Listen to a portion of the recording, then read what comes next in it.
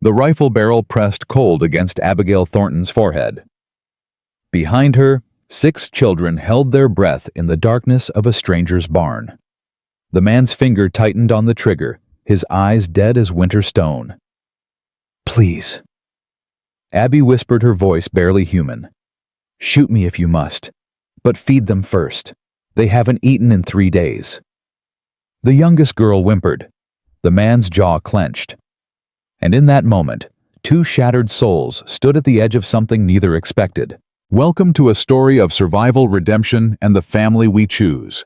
If this tale touches your heart, please subscribe and comment your city below. I want to see how far this journey travels. Now, let us begin.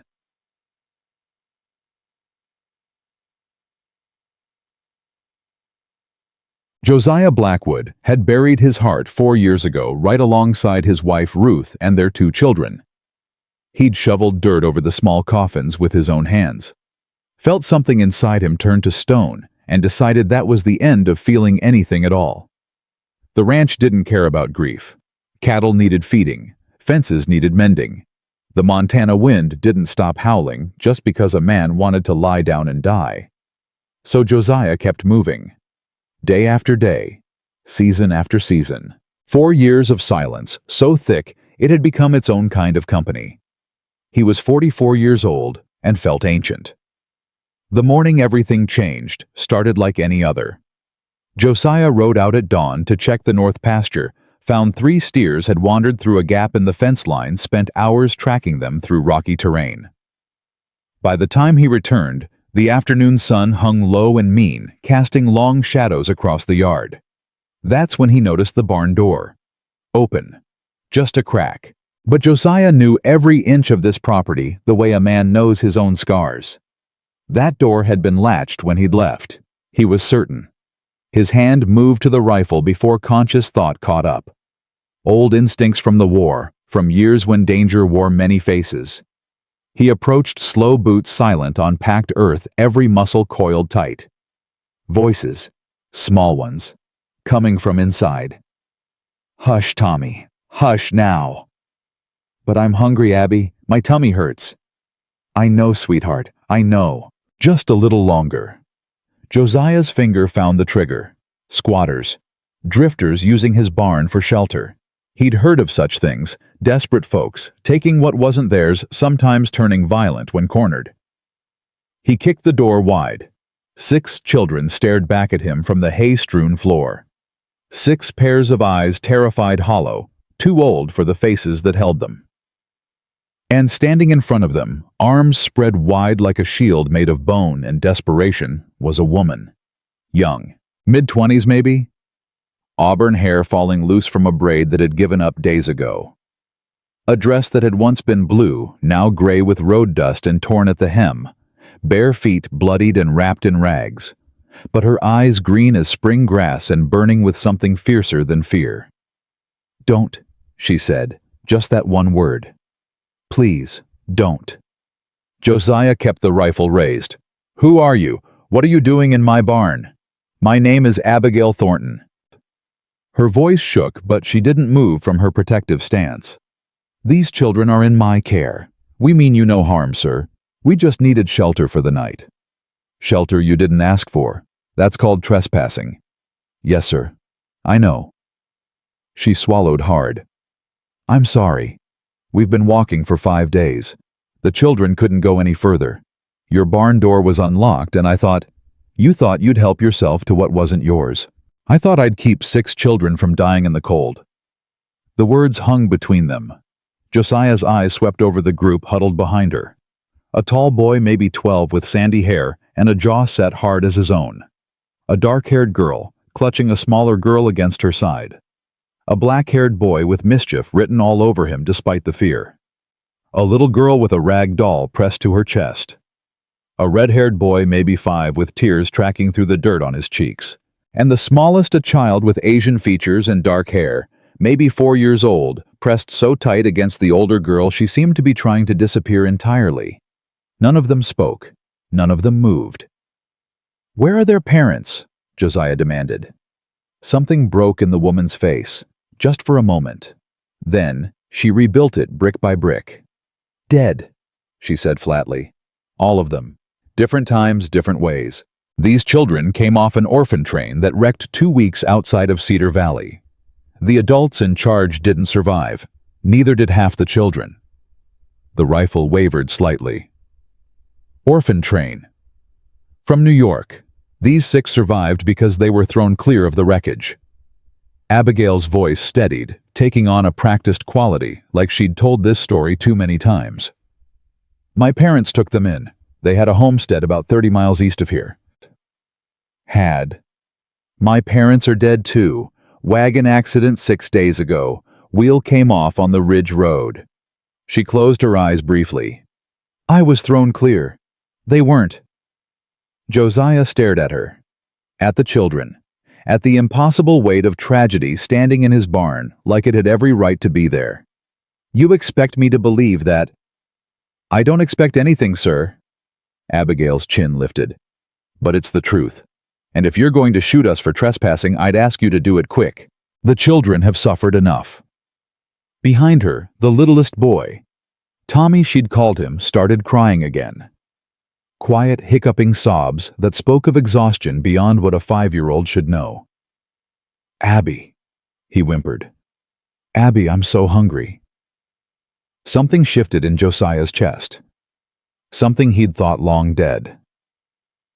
When's the last time they ate? He heard himself ask. Abigail's composure cracked. Just a fraction. 3 days ago, we ran out of supplies. I've been giving them water from streams, but 3 days. He lowered the rifle. The older boy immediately stepped forward, positioning himself beside Abigail. We ain't charity cases, mister. We can work. All of us can work. Sam, Abigail said quietly. Not now. I mean it. The boy's voice held an edge of desperation wrapped in pride. We ain't asking for handouts. Just a chance. We work hard, all of us. Josiah studied him, 12 years old maybe, with the eyes of someone who'd already learned that the world took more than it gave. He recognized that look, saw it in his own mirror every damn day. What's your name, boy? Samuel Whitmore. Sam. He gestured behind him. That's my sister Grace. Will, Lottie, Tommy, and Lily. We're the only family each other's got now. Except for her. Josiah nodded toward Abigail. Sam's jaw tightened. Miss Abby's been taking care of us since the wreck. Before that, her folks did. Good people. Best we ever had. His voice wavered slightly. They died trying to give us a real home. Josiah looked at Abigail again. Saw the purple shadows under her eyes, the way she swayed slightly on her feet, the fierce determination holding her upright through sheer will. The homestead, he said. Your parents' place. What happened to it? Sold, to pay their debts. Abigail's voice was hollow. The bank moved fast. We had 3 days to gather what we could carry and leave. And you've been walking since? We tried to find work in Cedar Valley first. No one would hire a woman with 6 children in tow. The hotel wouldn't rent to us either. Her eyes met his, and for a moment, he saw the full weight of what she'd been carrying. The sheriff suggested the orphanage in Helena. Said he'd arrange transport if we couldn't care for the children properly. But you didn't go. No, sir. Her voice hardened. I made a promise to my mother as she died. I told her I'd keep these children together, keep them safe, find them a real home. She glanced back at the 6 small faces watching her. I intend to keep that promise.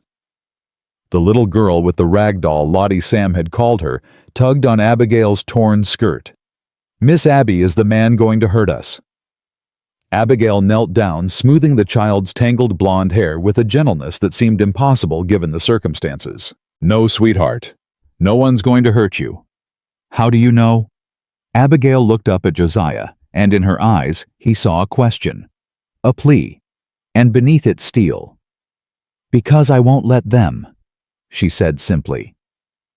Josiah thought of Ruth, of how she'd looked at him with that same fierce protective love when Daniel was born, of how she'd stepped between their son and a rattlesnake, once armed with nothing but a shovel and maternal terror. She would have taken these children in without a second thought, would have already had them fed and bathed and tucked into warm beds, would have made room somehow, because that's who she was. And she would have been ashamed of him standing here with a rifle while children starved. "There's a pump around back," he said roughly. "Water's clean. You can wash up while I figure out what to do with you." Abigail's eyes widened. "You're not sending us away." "Didn't say that. Said you could wash up." He turned toward the house, then stopped. "The children, they can come inside. Kitchen's warm. I'll find something for them to eat." "Sir." "Name's Josiah. Josiah Blackwood." He didn't look back. "And I ain't decided anything yet, so don't thank me." He walked to the house, his boots heavy on the hard-packed earth, and tried to remember the last time he'd had visitors. 2 years ago, 3. The isolation had become so complete, he'd stopped counting. Inside the kitchen was exactly as Ruth had left it, neat, organized, waiting for hands that would never return. Josiah moved through the familiar space like a ghost, haunting his own home, pulling out bread cheese, the leftover stew from yesterday's supper. Through the window, he watched Abigail lead the children toward the pump. The older ones moved with wary efficiency. Sam keeping watch. Grace helping the smaller children. The dark-haired boy carrying Lily on his back when her legs gave out. They moved like they'd been running for a long time, like they'd learned that stopping meant danger. The door opened behind him. Josiah turned to find Sam standing on the threshold, shoulders squared, every inch of his young body prepared for rejection. "Miss Abby sent me to see if you needed help," the boy said. "She's getting the little ones cleaned up. She shouldn't be on her feet, looks ready to collapse." "Miss Abby don't collapse." Sam said it like a statement of fact. "She just keeps going, that's what she does." Josiah set a plate on the table. "Sit down, eat something." "I can wait till the others." "Wasn't asking. Sit." Sam sat. His hands trembled as he reached for the bread, and Josiah saw him force himself to eat slowly, deliberately, when every instinct probably screamed to devour it all at once. "You're the oldest," Josiah said. "Of the children." "Yes, sir." "How long you been looking out for them?" Sam chewed, swallowed. "Since the train wreck. Before that, it was just me and Grace. She's my real sister. The others—" He paused. "We met on the train. Didn't know each other before. But after the wreck, after we saw what happened to the rest," his young voice hardened, "we decided we were family. All of us. Nobody else was going to look out for us, so we'd look out for each other. And then the Thorntons took you in." "Miss Abby's folks?" "Yes, sir." "They were—" Sam's composure wavered. "They were good people. Really good.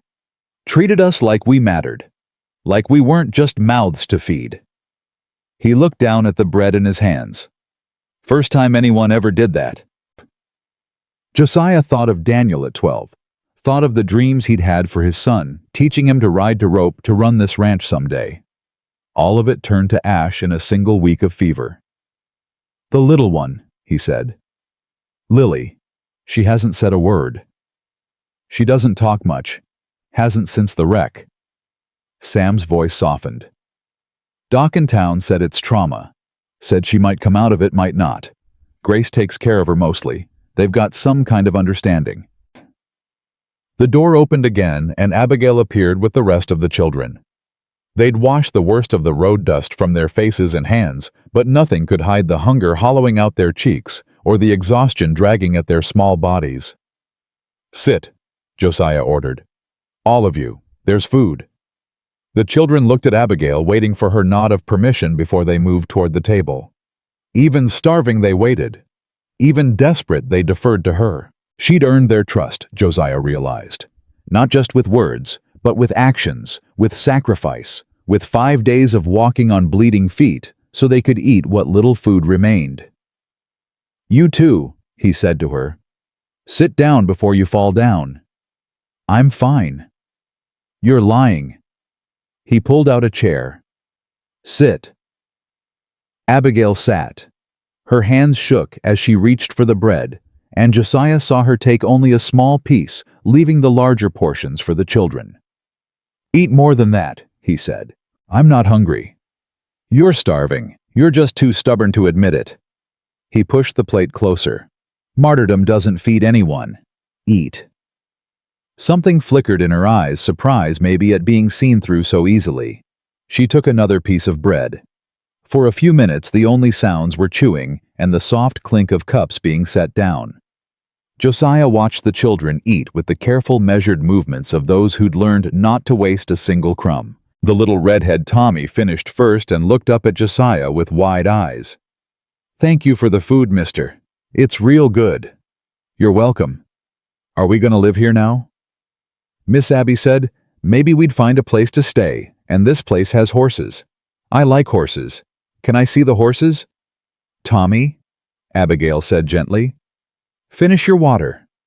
"But, drink." Tommy drank, but his eyes kept drifting toward the window toward the barn, where the horses waited. Josiah felt an unexpected tug somewhere in his chest. Daniel had loved horses too. "I haven't decided what's happening yet," Josiah said to no one in particular. "You can stay tonight. In the morning we'll figure out the rest." "Sir Josiah." Abigail set down her cup. "I know this is an imposition. I know we've given you no reason to help us. But if you'll allow it, I'd like to propose an arrangement." "I'm listening." "We need shelter. She glanced around the kitchen, taking in the emptiness, the silence, the two clean surfaces of a house that had stopped being lived in. "You have a ranch that requires work. I was raised on a homestead. I know animals' crops' basic repairs. The older children can help too. Sam's good with horses. Grace can cook and clean. Will's a hard worker when he sets his mind to it." "Hey," Will protested, "I'm always a hard worker." "You're proposing to work for room and board," Josiah said. "I'm proposing to earn our keep. Properly. Legally, if you want to document it through the sheriff. I won't have anyone calling this charity, and I won't have anyone questioning whether the arrangement is proper." Abigail's voice steadied. "We're not beggars. We're not looking for handouts. We're looking for a chance." Josiah stared at her. At the fierce dignity holding her upright through exhaustion and grief. At the way her hand rested on Lottie's shoulder, automatic and protective. "You've thought this through," he said. "I've had 5 days of walking to do nothing but think. And if I say no, if I send you on your way tomorrow, then we keep walking." Abigail's chin lifted. "We'll find something eventually. We have to." The children had stopped eating, all of them watching, waiting, hope and fear warring in their young faces. "The town won't like it," Josiah said finally. "A woman and 6 children living on a bachelor's ranch. People talk. Let them talk." Talk turns to action sometimes. Questions about propriety, investigations, pressure to send the children to the orphanage after all. "I'll handle it." "Will you?" Josiah leaned forward. "Because I don't need trouble. I've spent 4 years building walls between myself and this town, and I'm not interested in tearing them down for strangers." Something sparked in Abigail's eyes. "Then why did you let us in?" The question hung in the air. Josiah didn't have an answer. Or rather, he had one, but it was buried so deep he couldn't reach it without excavating parts of himself he'd sealed off long ago. "I'll tell you in the morning," he said. "For now there's a room upstairs, second door on the right. The children can sleep there. All of them. It's big enough." He stood, began clearing plates. "You can take the room at the end of the hall." "I should stay with the children." "You should sleep somewhere with a real bed and a door that locks. The children will be fine." His voice softened slightly. "I'm not going to hurt them. Or you." Abigail studied him for a long moment. Whatever she saw must have satisfied her because she nodded slowly. "Thank you, for tonight at least." "Don't thank me yet." She rose, gathering the smaller children, directing the older ones with quiet efficiency. At the doorway, she paused. "Mr. Blackwood, Josiah." "Josiah." She turned to face him. "I know you haven't decided anything. I know tomorrow might bring different answers. But whatever happens, thank you. For feeding them. For giving them one night in a warm place." Her voice cracked slightly. "It's more than most have offered." She led the children upstairs, their footsteps soft on the wooden stairs, small voices asking questions Josiah couldn't quite hear. He stood alone in his kitchen, surrounded by dirty dishes and the ghost of a family he'd never expected to find. Ruth would have laughed at him, would have said something about God working in mysterious ways, about doors opening when you least expected them. But Ruth was gone, and God hadn't done much for Josiah Blackwood in a very long time. He washed the dishes slowly, methodically, trying to sort through the impossible situation that had landed in his barn. 6 children. A woman barely old enough to take care of herself. No money, no prospects, nothing but desperation and determination. The smart thing would be to send them to town in the morning. Let the authorities handle it. Return to his isolation, his routine, his careful emptiness. The smart thing. Above him, floorboards creaked. Small feet, moving, settling. A child's laugh, quickly shushed. Then silence. Josiah dried his hands, hung the towel precisely where Ruth had always kept it, and walked to the window. Outside, the Montana night stretched endless and cold. Stars emerged one by one, indifferent to the small dramas playing out below them. 4 years of silence. 4 years of moving through days that felt identical, marking time until time ran out. And now this. 7 people sleeping in rooms that had sat empty since death moved through and took everything worth taking.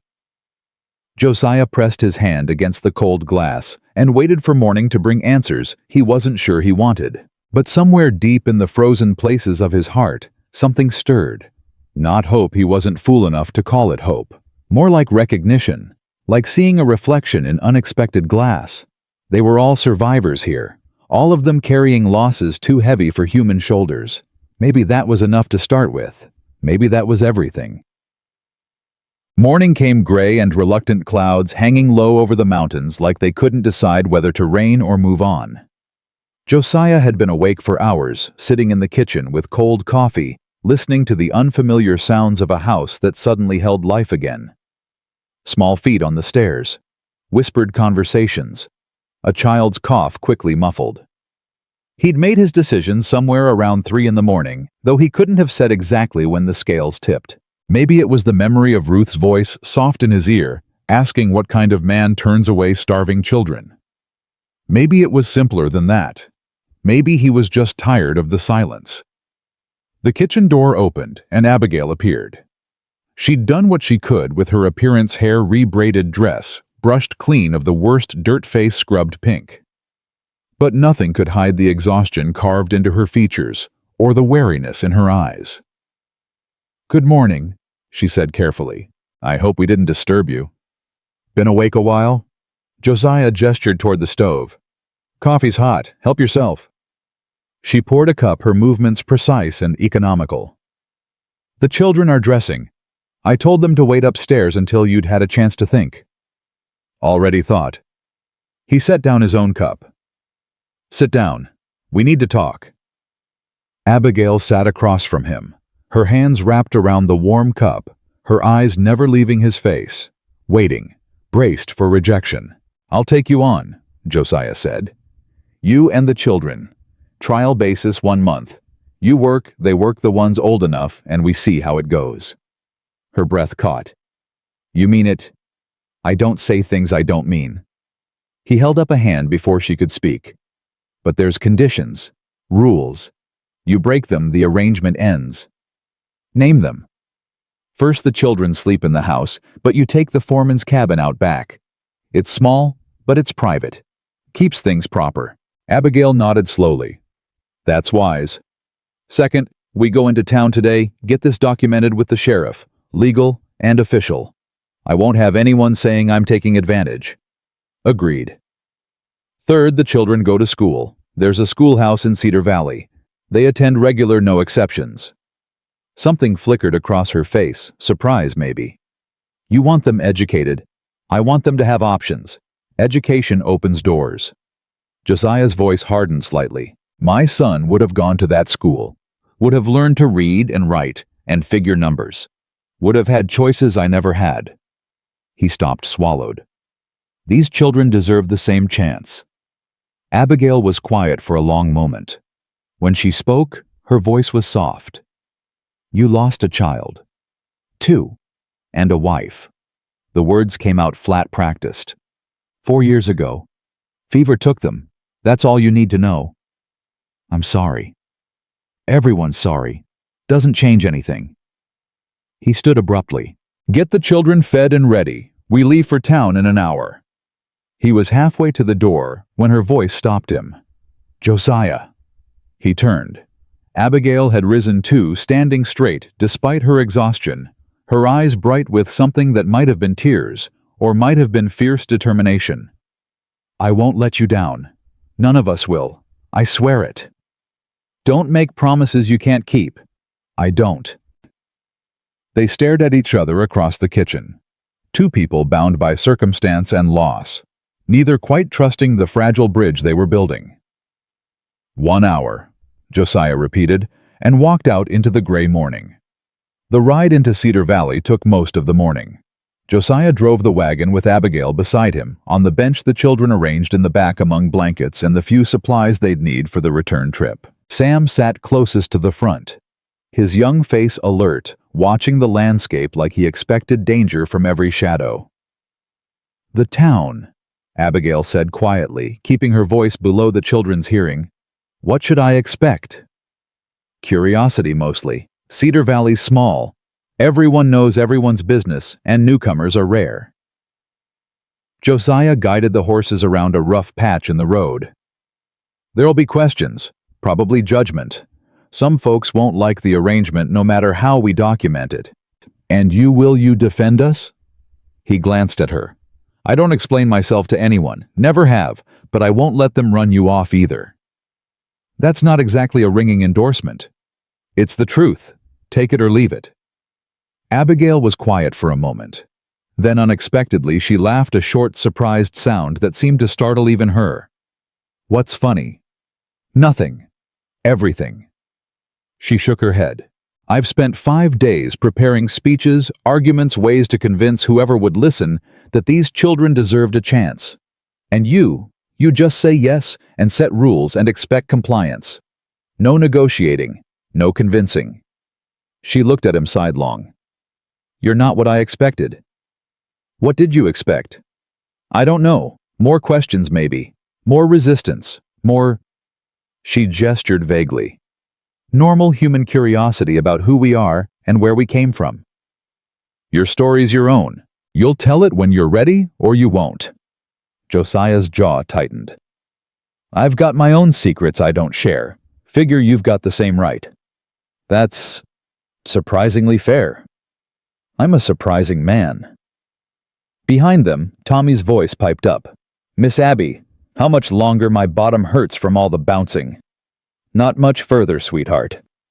Will there be candy in town? Mama used to buy us candy sometimes when we went to town. Before she got sick, I mean.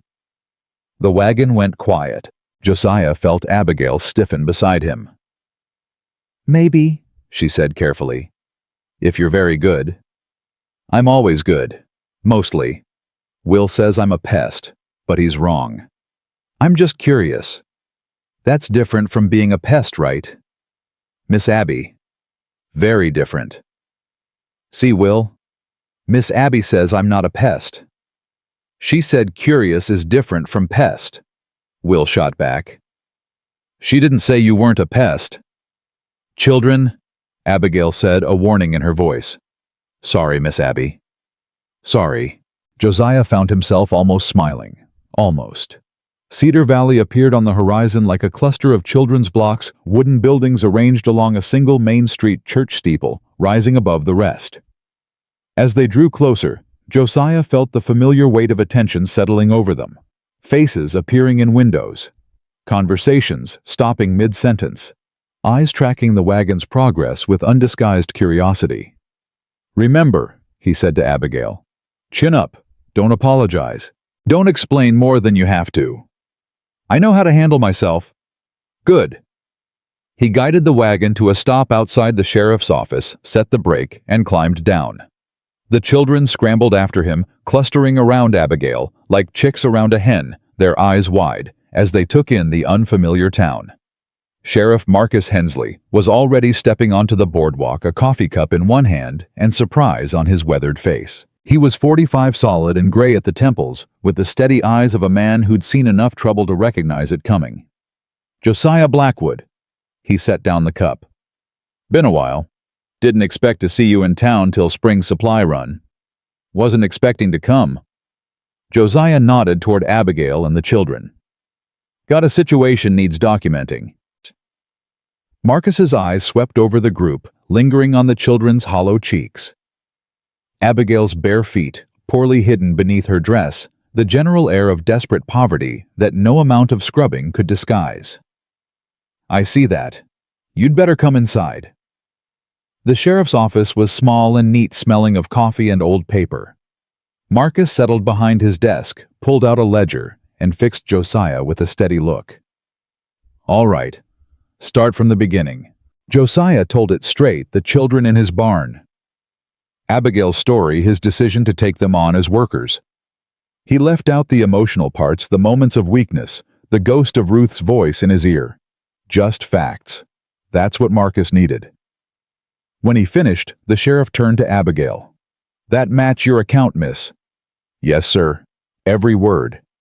"And these children, they came off the orphan train wreck up near Miller's Pass?" "That's right." Marcus leaned back, rubbing his jaw. "Heard about that. Bad business. Killed a dozen people, including the matron in charge.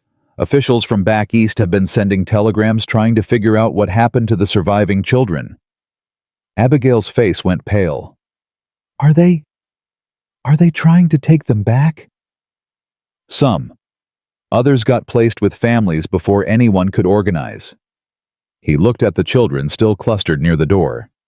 "These 6 weren't on any official list I received. My parents took them in before the officials arrived. By the time anyone came looking, they were already settled at our homestead."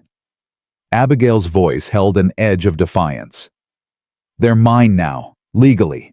My mother signed papers before she died." "You have those papers?" "Lost in the wagon accident, but I can swear to their contents." Marcus was quiet for a long moment. Then he pulled out a fresh sheet of paper. "Here's what we're going to do. I'm documenting that these children are in your care, Miss Thornton, and that Mr. Blackwood has employed you as his housekeeper with the children as part of the household. That makes everything legal and proper. Anyone wants to challenge it, they'll have to go through my office first." Relief washed over Abigail's face. "Thank you, Sheriff." "Don't thank me yet. There'll be questions. People in this town like to talk, and a setup like yours gives them plenty to talk about." He fixed Josiah with a look. "You sure about this? It's going to mean the end of your privacy." "I'm sure. And you, Miss Thornton? You understand what you're signing up for. Small towns can be cruel to people who don't fit their expectations." "I understand." Abigail's chin lifted. "I've faced worse than small-town gossip." Marcus nodded slowly. "I believe you have." He dipped his pen in ink. "All right then, let's make this official." The paperwork took an hour. Names, ages, dates, circumstances, all of it recorded in Marcus's careful hand. Each child was noted. Samuel Whitmore, age 12. Grace Marie. Whitmore, age 11. William Hartley, age 9. Charlotte Brennan, age 7. Thomas O'Brien, age 5. Lily Rose Chen, age 4. When Marcus got to Lily's name, he paused. Chen. Her father was Chinese, Abigail said quietly. Railroad worker. Her mother was Irish. Something flickered in Marcus's eyes, not judgment exactly, but awareness. There'll be some in town who take issue with that. Then they can take it up with me. Fair enough.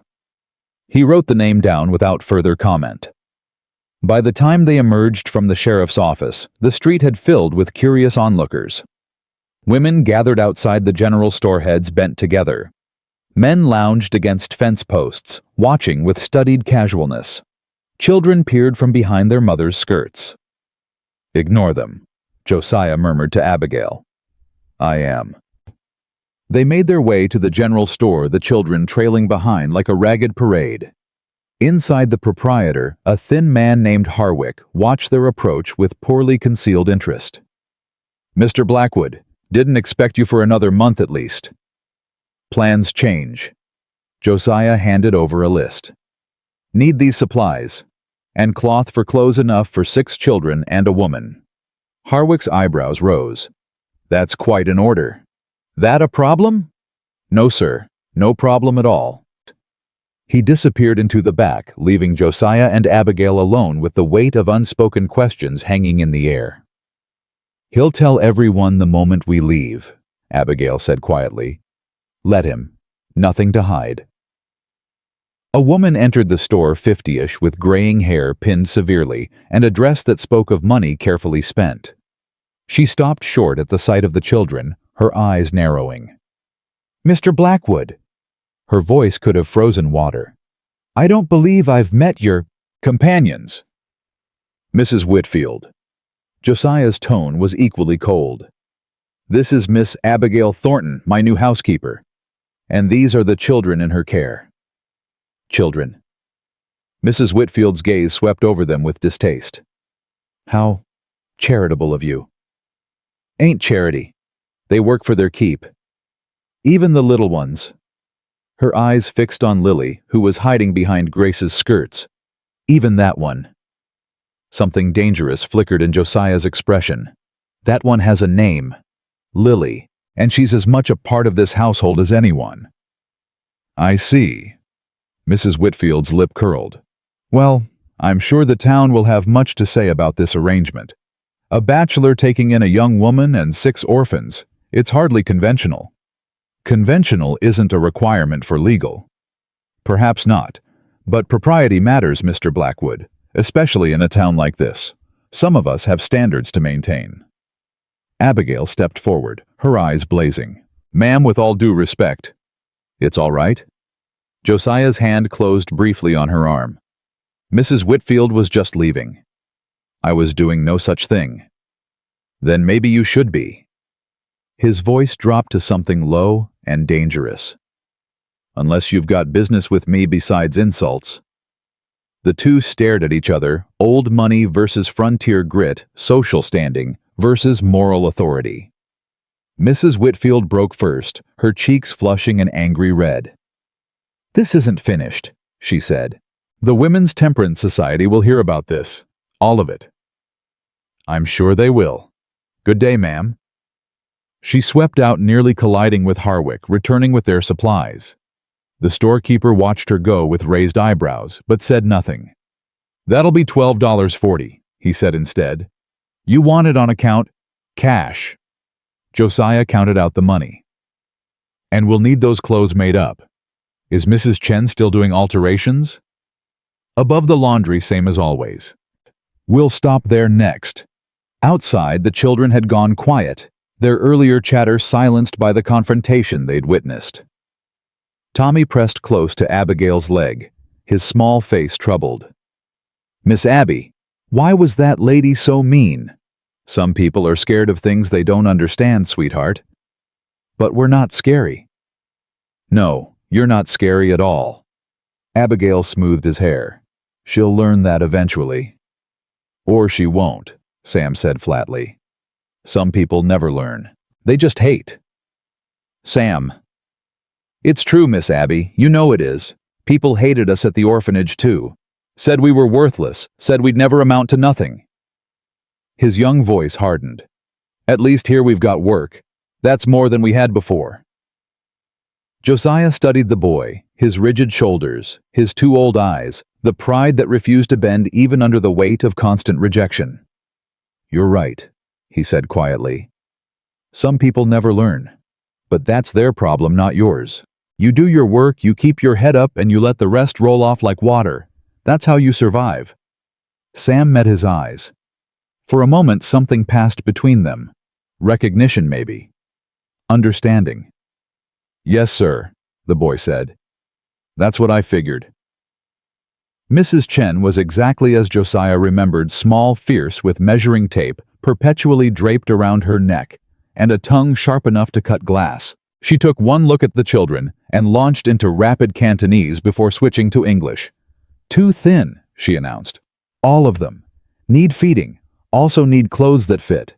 These rags," she gestured dismissively at their worn garments, "not fit for barn animals." "That's why we're here," Josiah said. "Need enough clothes for all 6 plus Miss Thornton. Work clothes sturdy, and one set of Sunday clothes for each." "Sunday clothes?" Mrs. Chen's eyes sharpened. "You taking them to church, if they want to go." She circled the children like a hawk, measuring with her eyes before pulling out her tape. "Good. Church important. Community important. These children need community." She fixed Josiah with a pointed look. "You need community too. 4 years hiding on that ranch. Not healthy." "My health is my own business. Your business become my business when you bring starving children to my shop." She began measuring Grace, her movements quick and efficient. "You feed them proper, yes. Good food. Meat, vegetables, bread. Not just beans and coffee like you probably eat. I eat fine. You eat like sad old man with no wife. I know. Everyone knows." Mrs. Chen moved on to Sam. "Stand straight, boy. Good posture makes good man." The fitting took an hour. By the end, Mrs. Chen had measured all 6 children, extracted promises of proper feeding from both Josiah and Abigail, and somehow managed to make even taciturn Sam crack a smile with her rapid-fire commentary. 3 days, she said as they prepared to leave. "Come back first fitting. I work fast for children." Her voice softened slightly. "They good children. I can tell. Good children deserve good clothes." "Thank you, Mrs. Chen." Abigail's voice was thick. "For everything." "No thanks. Just bring them back in 3 days, and feed them. Real food." The ride home was quieter than the ride into town. The children dozed against each other in the back of the wagon, exhausted by the morning's events. Even Sam's watchful eyes had finally closed, his head drooping against Grace's shoulder. "They're good kids," Josiah said, surprising himself. Abigail glanced at him. "You sound surprised." "Had low expectations. Kids from orphan trains, they usually come with problems. Behavior issues, health issues, trust issues. They have all of those. They've just learned to hide them." She looked back at the sleeping children. "Sam still has nightmares about the fire that killed his parents. Grace barely speaks to anyone except Lily. Will acts out when he's scared, which is most of the time. Lottie cries for her mother every night. Tommy's too young to understand what he's lost, which might be worse. And Lily..." She trailed off. "The silent one. She saw her parents die, both of them in the railroad explosion. She was 4 years old, and she watched them burn." Abigail's voice was barely a whisper. "She hasn't spoken more than a handful of words since." Josiah thought of Daniel, of the fever that had taken him in 3 terrible days, burning bright and hot until there was nothing left. "Trauma's a strange thing," he said slowly. "It takes different people different ways. Some get loud, some go quiet, some just stop." "Is that what happened to you?" The question hit him like a physical blow. He didn't answer for a long moment, focused on the road ahead, the familiar rhythm of the horse's hooves. "I stopped," he finally said. 4 years ago, when Ruth and the children died, I just stopped living and started surviving instead. And now I don't know." He looked at her, at the children sleeping behind them, at the sky stretching endless above. "Maybe I'm starting again. Maybe this is what starting looks like." Abigail was quiet for a moment. Then she reached over and touched his arm just briefly, just enough to acknowledge what he'd shared. "Thank you," she said, "for telling me." "Don't make a habit of asking." "I won't." But she was almost smiling. The ranch appeared on the horizon, building solid against the fading light. Home, Josiah thought, and was surprised to realize he meant it.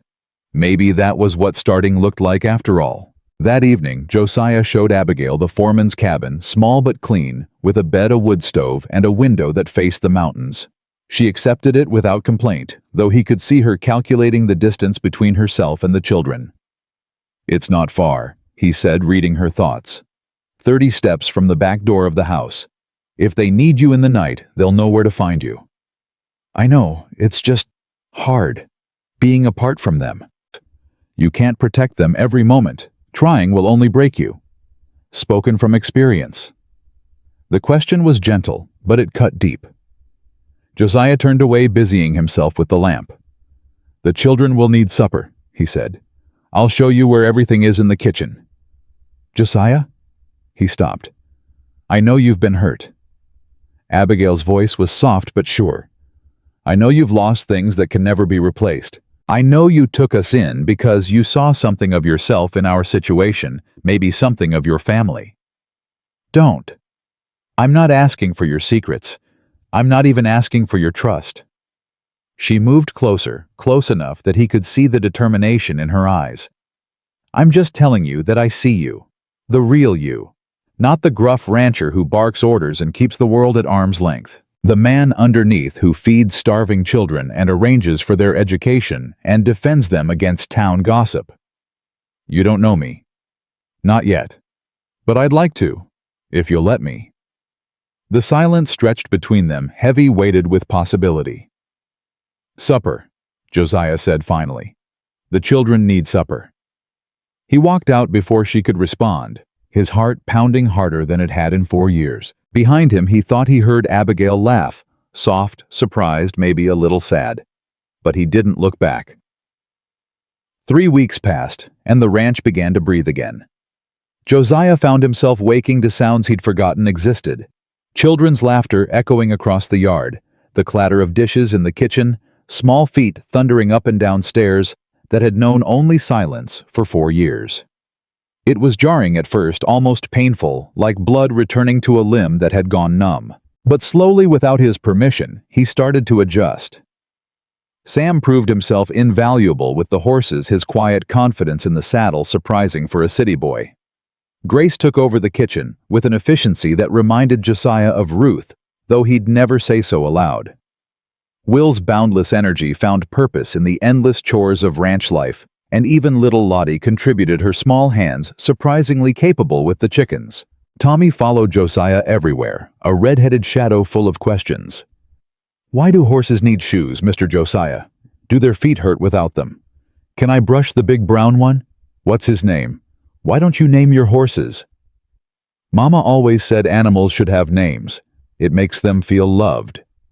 "Horses don't care about names," Josiah said gruffly. "They care about food and shelter and not being worked too hard." "But don't you get lonely calling them the brown one and the gray mare?" "I'd get lonely if nobody called me Tommy." Josiah had no answer for that. He found himself later that evening standing in the barn and looking at the big brown gelding who'd been with him for 6 years. "Samuel," he said quietly, testing the name. The horse's ears flicked forward. "No, too formal. How about—" He thought of the boy, of Sam's steady presence and watchful eyes. "Ranger, that suits you better." The horse whickered softly, and Josiah felt something crack open in his chest. Abigail noticed the change, though she was wise enough not to comment on it directly. She'd settled into the rhythm of ranch life, with the same fierce determination she brought to everything rising before dawn, working, until her hands ached, falling into exhausted sleep, only to rise and do it all again. But she was also watching, learning, fitting the pieces of Josiah Blackwood together like a puzzle she was determined to solve. "You named the horse," she said one morning, catching him in the barn. "Tommy told me. He's very excited about it." "Boy talks too much." "He's 5. Talking is what 5-year-olds do." She moved to stand beside him, close enough that he could smell the soap she'd used that morning. "He also told me you let him help brush Ranger yesterday, and that you promised to teach him to ride when he's bigger." "Didn't promise. Said maybe." "To Tommy, that's the same thing." Abigail's voice softened. "You're good with them, Josiah. Better than you think." "I'm not." "You are. Sam respects you, which isn't easy to earn." Grace actually smiled at dinner last night, a real smile, not the polite one she uses for strangers. Even Lily watches you when you're not looking like she's trying to figure you out. She paused. They're starting to feel safe here. That's because of you. Josiah didn't know what to say. He'd spent 4 years convincing himself that he had nothing left to offer anyone, that his capacity for connection had died with Ruth and Daniel and baby Sarah. But these children with their hungry eyes and wounded hearts kept proving him wrong. "School starts Monday," he said instead of responding. "You'll need to take them into town for registration." "I know. Mrs. Chen finished their clothes yesterday. They'll look presentable at least." Abigail's voice tightened slightly. "I'm worried about Lily. She still hasn't spoken more than a few words. She'll talk when she's ready." "What if she's never ready? What if she's too damaged?" Josiah turned to face her. "She's 4 years old. She watched her parents die. She's not damaged. She's surviving, same as the rest of us." His voice roughened. "You give her time, you give her safety, you give her love. The rest will come." "You sound very sure." "I'm not sure of anything, but I know what it's like to lose so much you forget how to speak. Words stop making sense when grief is that heavy." He looked away. "She'll find her voice again. Might take a week, might take a year. But she will." Abigail was quiet for a long moment. Then she reached out and touched his arm, the same brief contact she'd offered weeks ago. "Thank you," she said, "for understanding." Mule. She walked away before he could respond, leaving Josiah alone with the horses and the unfamiliar warmth spreading through his chest. Monday came, bright and cold frost glittering on the grass as Abigail loaded the children into the wagon for their first day of school. Sam sat rigid beside her, his jaw set against whatever cruelties awaited. Grace held Lily in her lap, murmuring softly in the little girl's ear. Will bounced with nervous energy, while Lottie clutched her rag doll, and Tommy peppered Abigail with questions. "Will there be other kids? Will they like us? What if they don't like us? What if the teacher is mean? My teacher back home was nice, but then Mama died and I had to leave and—" "Breathe, sweetheart." Abigail smoothed his hair. "Whatever happens, you'll handle it. You're braver than you know." "Am I brave, Miss Abby, really?" "The bravest 5-year-old I've ever met." Josiah watched them go from the porch, his coffee growing cold in his hands. He told himself it was concern for the ranch that kept him rooted there watching until the wagon disappeared over the ridge. Told himself it had nothing to do with the hollow feeling in his chest, the sense that the house had suddenly grown too quiet again. He worked through the morning, losing himself in the physical labor of mending fences and moving cattle. But his mind kept drifting back to the children, imagining their small faces confronting the casual cruelty of strangers. When the wagon returned that afternoon, he was waiting in the yard, though he'd have denied it if anyone asked. Abigail's face told him everything before she spoke. Tight with anger, carefully controlled. "That bad?" he asked. "Worse." She helped the children down, her movements sharp. "Sam, take the others inside. There's bread and jam in the kitchen." "Yes, Miss Abby." Sam's voice was flat, his eyes hard. He gathered the younger children and herded them toward the house, but not before Josiah caught the bruise forming on his cheekbone. "What happened?" "A boy called Lily a word I won't repeat. Sam punched him. The teacher made Sam apologize in front of the entire class but didn't make the other boy apologize for what he said." Abigail's hands were shaking. "When I tried to speak to her about it, she suggested that perhaps children of Lily's background would be more comfortable with their own kind." The cold fury that swept through Josiah surprised him with its intensity.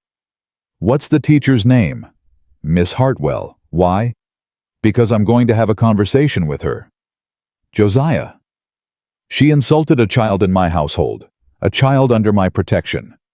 His voice dropped to something low and dangerous. "That doesn't stand." He was saddling Ranger before Abigail could argue, his jaw set in a line that invited no discussion. She caught his arm as he prepared to mount. "Don't make it worse, please. They have to go back there tomorrow." "And they will. But that teacher needs to understand that these children have people willing to fight for them." He met her eyes. "Did you really think I'd let this pass?" I hoped you'd be practical. Practical doesn't protect children from cruelty. Action does. He swung into the saddle. Make sure Sam puts something cold on that bruise. I'll be back before dark. The schoolhouse was empty when Josiah arrived, but he found Miss Hartwell in the small living quarters attached to the back, a pinch-faced woman in her 30s, with the self-righteous air of someone who'd never had her authority questioned. Mr. Blackwood? She recovered from her surprise, quickly drawing herself up. I wasn't expecting visitors. Wasn't expecting to visit, but circumstances require it. He didn't dismount, looking down at her from Ranger's back. You humiliated my boy today, made him apologize for defending his sister while the one who started it walked free. Your boy started a fight on school grounds. There are rules. Rules that apply equally to everyone. Because from what I hear, the other child's offense was worse than a punch. Miss Hartwell's face reddened. The other child used inappropriate language, yes, but Samuel's response was violent. We cannot tolerate violence in our school. You can tolerate cruelty, though. Racial slurs against a 4-year-old girl. That's acceptable in your classroom. I don't see how... Let me be clear. Josiah leaned forward, his voice going flat and hard. Those children are mine. All 6 of them.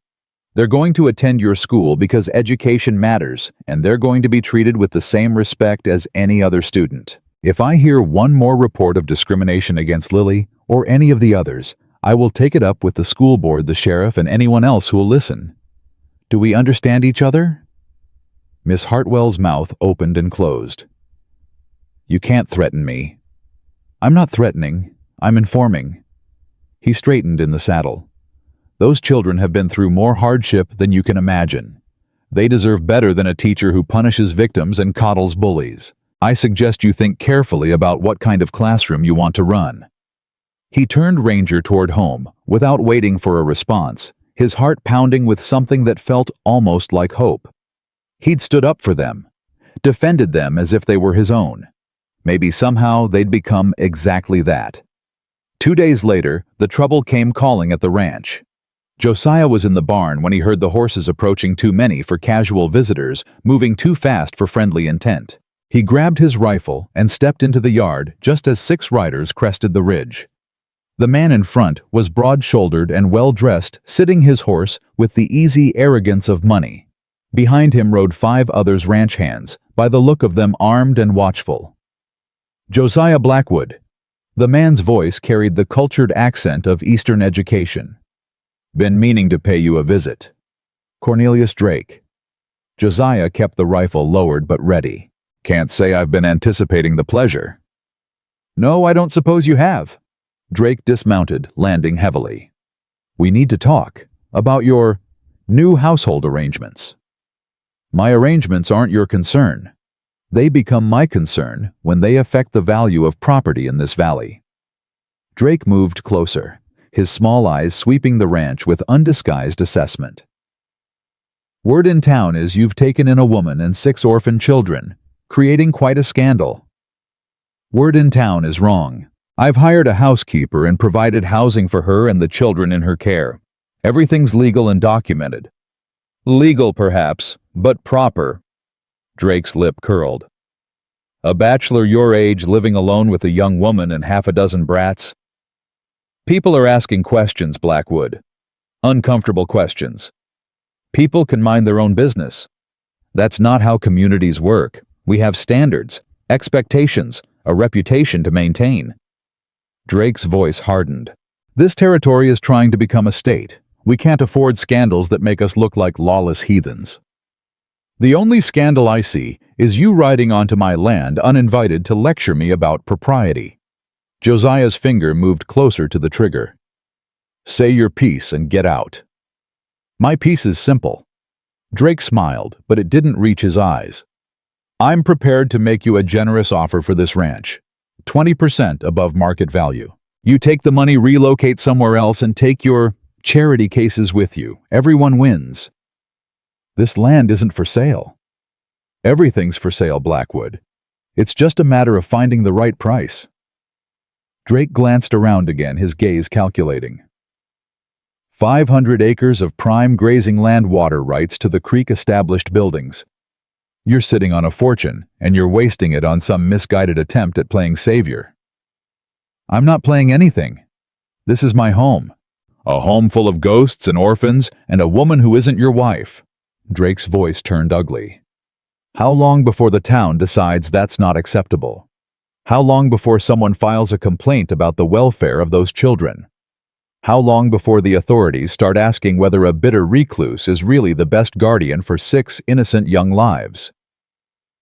The threat hung in the air, cold and clear. Get off my land! Josiah raised the rifle. Now! I'm leaving, but think about what I said. Drake mounted his horse, looking down at Josiah with contempt. That offer won't stay open forever, and neither will the town's patience with your unconventional household. The riders departed in a cloud of dust, leaving Josiah standing alone with his rifle and his racing thoughts. Who was that? He turned to find Abigail in the doorway of the house, the children clustered behind her. Her face was pale, but her eyes held the same fierce determination he'd come to recognize. Cornelius Drake, biggest rancher in the valley, been wanting my land for years. Josiah lowered the rifle slowly. He's not going to stop. What does he want? To buy me out. Failing that, to drive me out, using you and the children as leverage. Abigail's jaw tightened. The children heard. Sam wanted to come out with a pitchfork. Good instincts. Despite everything, Josiah almost smiled. Bad tactical decision. What do?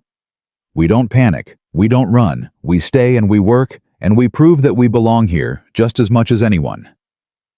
He met her eyes. Can you do that?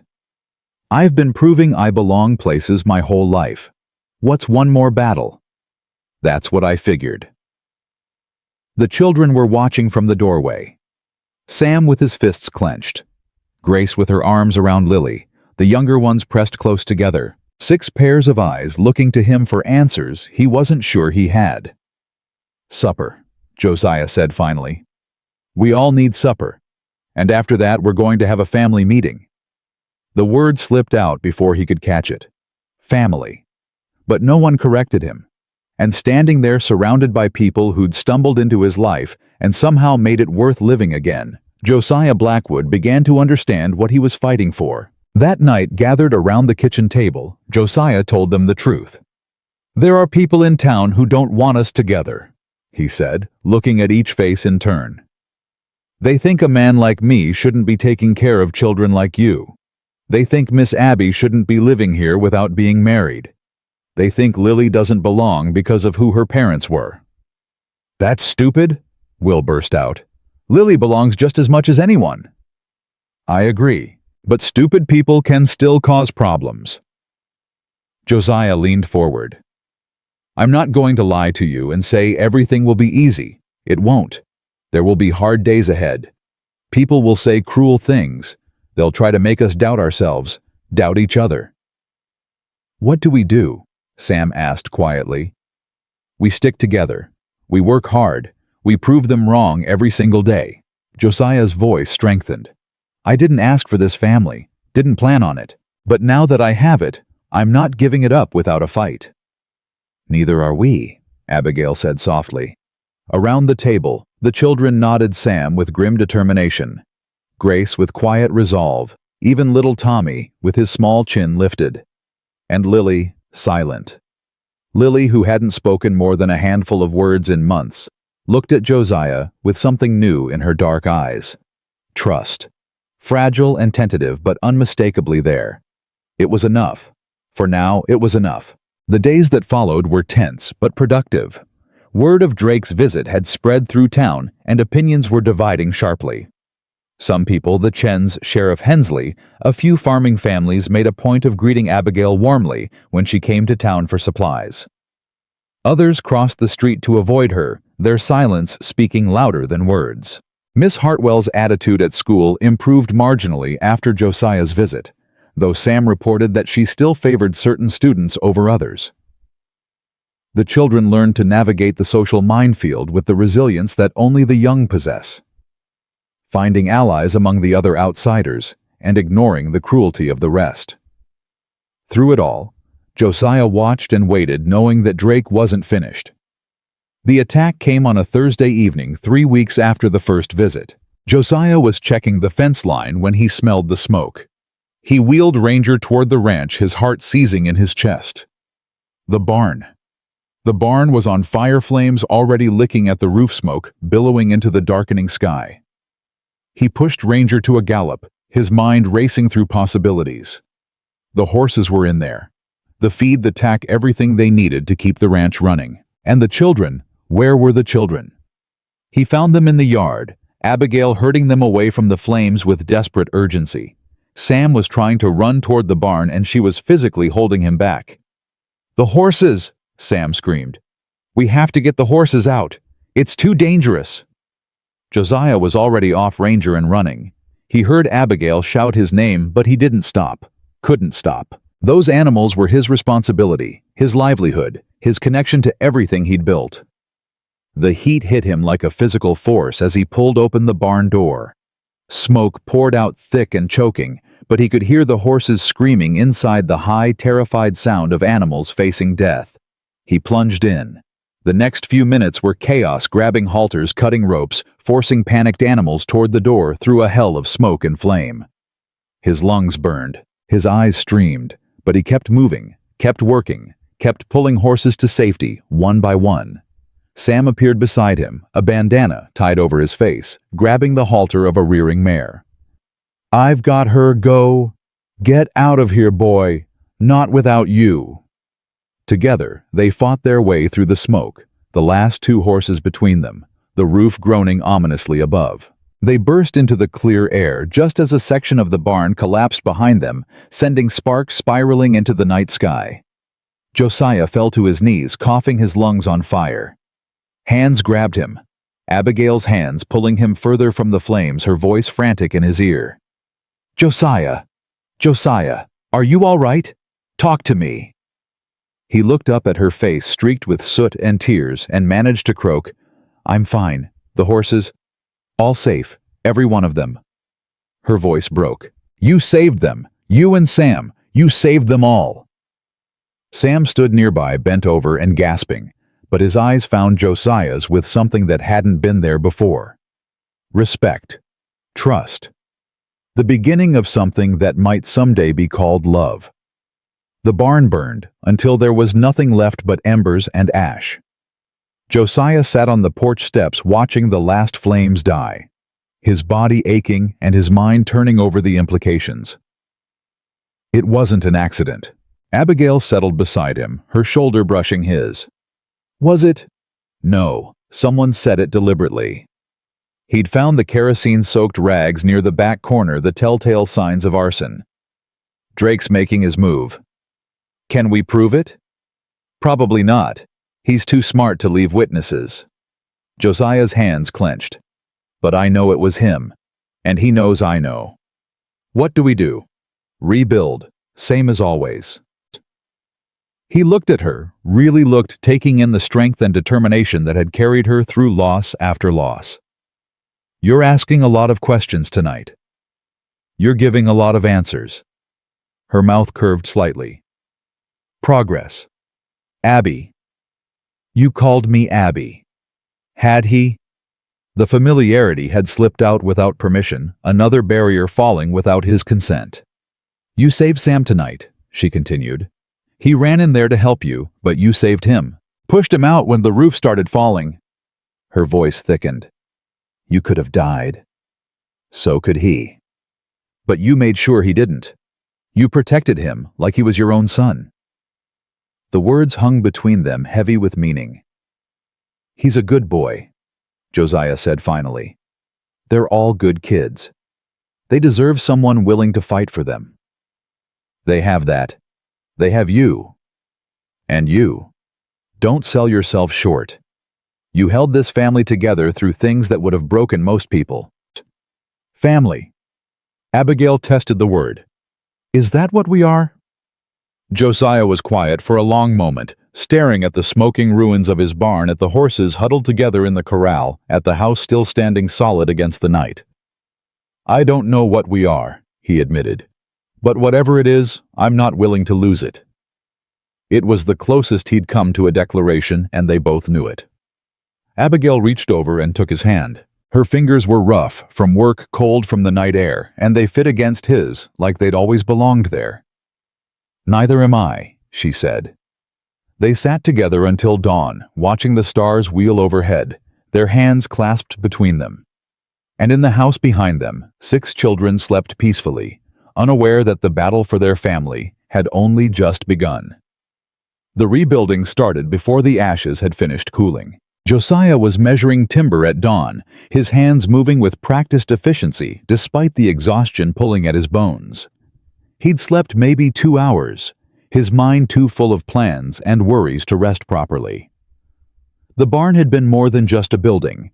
It was storage shelter, the backbone of the entire operation. Without it, the ranch would struggle to survive the coming winter. Sam appeared beside him carrying a saw that was almost too big for his 12-year-old arms. "I want to help," the boy said, no question in his voice, statement of fact. "You should be getting ready for school." "School can wait. This is more important." Josiah studied him, the set of his jaw, the determination in his eyes, the bruise on his cheekbone that had faded to yellow, but still marked him as someone who'd stood up for family. "Your education matters," Josiah said. "So does this barn. So does proving we're not going anywhere." Sam's voice hardened. "Drake thinks he can scare us off, burning our barn, threatening our family. I want him to see us building it back up. I want him to know we don't break that easy." Something shifted in Josiah's chest. Pride, maybe. Recognition.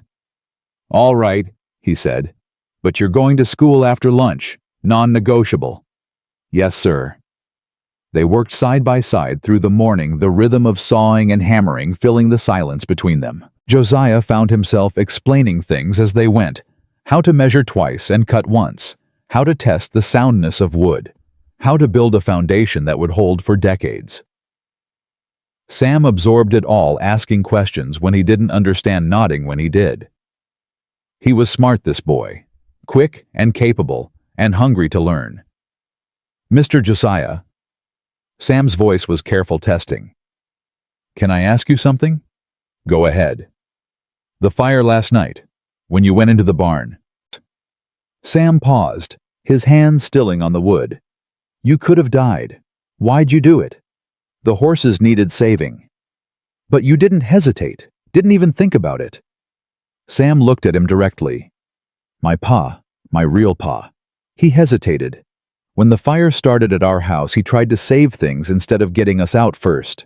That's how he died. He went back for his money box, and the roof came down." The words hung heavy between them. "I'm sorry," Josiah said quietly. "About your father. He wasn't a bad man, just scared. Scared of being poor, scared of losing what little we had." Sam's voice roughened. "But you went in there for the horses. Not for money or things, for lives." "Animals have lives too." "I know. That's what I mean." Sam swallowed hard. "You're different from him. Different from most of the men I've known. You act like things matter. Like we matter." Josiah set down his hammer. "You do matter. All of you. That's not something you have to earn or prove. It just is." "People always told us we didn't matter. At the orphanage, on the train, even some of the families we got placed with before." Sam's jaw tightened. "They said we were lucky to get whatever scraps they threw us, that orphans should be grateful for anything. Those people were wrong. I know that now." Sam met his eyes. "Because of you. Because of Miss Abby. Because of this place." The silence stretched between them, filled with things neither of them quite knew how to say. "We should get back to work," Josiah said finally. "This barn won't build itself." "Yes, sir." But as they returned to their labor, something had changed. The distance between them had narrowed, the walls had cracked just a little more. And when Josiah glanced over at the boy working beside him, he saw not just a hired hand or a charity case, but something that looked remarkably like a sun. The help arrived that afternoon, and it came from unexpected quarters. Josiah was hoisting a beam into place when he heard wagons approaching, multiple wagons loaded with lumber and supplies. He reached for his rifle before recognizing the man leading the convoy. Sheriff Marcus Hensley driving a wagon piled high with wood planks. Behind him came 3 more wagons. Mrs. Chen sat in the second, her husband driving their vehicle, loaded with canvas and rope. The third held Reverend Abbott and his wife Martha, carrying what looked like food supplies. And the fourth? Josiah's jaw tightened. Dr. Elizabeth Hawkins, the town's only female physician, sat beside a farmer named Garrett, who'd never said 2 words to Josiah in the 4 years since Ruth died. "What is this?" Josiah asked as Marcus pulled his wagon to a stop. "Barn raising." Marcus jumped down, brushing dust from his coat. "Word got around about your trouble. Some folks decided to help." "Hey, I didn't ask for help." "No, you didn't. That's part of why we're here." Mrs. Chen was already out of her wagon directing her husband toward the worksite. "Stubborn man never asks for anything. So we bring anyway." "Mrs. Chen, you argue with me, you lose. You know this." She fixed him with a sharp look. "Children need barn for winter.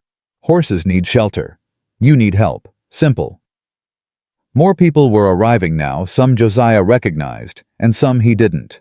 Farm families from outlying homesteads, a few shopkeepers from town, even Miss Hartwell's replacement, a young teacher named Clara Brennan, who'd taken over after the school board decided Miss Hartwell's methods were no longer acceptable. Abigail emerged from the house, the children trailing behind her, her face showing the same confusion Josiah felt. "I don't understand," she said. "After everything, the gossip, the judgment, Drake's threats, why are you all here?" "Martha." Abbott stepped forward, her gentle face creased with concern. "Because what happened to your barn was wrong. Everyone knows Drake was behind it, even if no one can prove it. And because—" She glanced at her husband. "Because we should have come sooner. Should have welcomed you properly when you first arrived, instead of letting fear and suspicion guide our actions." "We were wrong," Reverend Abbott added. "The town was wrong. Not all of us, but enough that it made your lives harder than they needed to be. This is our way of making amends." Josiah felt something loosen in his chest, something he hadn't realized he'd been holding tight. "I don't know what to say." "Don't say anything," Marcus advised. "Just put us to work. We've got a barn to build and daylight's burning." The work that followed was unlike anything Josiah had experienced in 4 years of isolation. Men swarmed the construction site, their movements coordinated by an invisible efficiency born of shared purpose. Women organized food and supplies, keeping the workers fed and watered. Children, including his 6, ran messages and carried tools and found countless ways to contribute. And at the center of it all, Josiah worked alongside neighbors he'd deliberately avoided for years, accepting their help without quite knowing how to feel about it. "You look uncomfortable," Dr. Hawkins observed during a brief water break. She was a tall woman with steady hands and eyes that missed nothing. Not used to people being kind. Not used to people at all, if I'm honest. Grief will do that. Make you build walls so high you forget there's a world outside them. She took a long drink of water. "I treated your wife, you know, during her final illness. And your son." Josiah's hand tightened on his cup. "I remember. They were good people. Ruth especially. She talked about you constantly, about how you'd closed yourself off after the war, how she'd spent years convincing you that life was worth living." Dr. Hawkins paused. "She'd be glad to see you opening up again." "Who says I'm opening up?" "Those 6 children who follow you around like ducklings. That woman who looks at you like you hung the moon. The fact that you're standing here talking to me instead of telling me to mind my own business." She smiled slightly. "Ruth would be proud, Josiah. Whatever you think you've lost, you're building something new, something worth fighting for." She walked away before he could respond, leaving him with thoughts he wasn't ready to examine. By evening, the barn's frame stood complete, a skeleton of fresh timber rising against the darkening sky. The workers packed up their tools, accepted Abigail's grateful thanks, and headed home with promises to return the next day. When the last wagon had disappeared over the ridge, Josiah stood alone in the yard, staring at what they'd accomplished. "You're crying." He turned to find Abigail beside him, her face soft in the fading light. "I'm not." He touched his cheek, found it wet. "I don't cry." "Everyone cries, even stubborn ranchers who think emotion is weakness." She moved closer, her shoulder brushing his. "What's wrong?" "Nothing's wrong. Everything's." He struggled for words. "I spent 4 years convincing myself I didn't need anyone.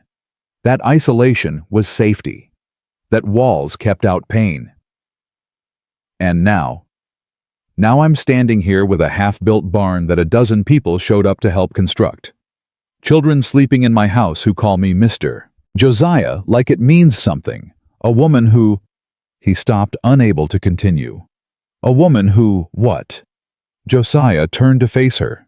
The dying light caught the red in her hair, turned her eyes to something deep and warm.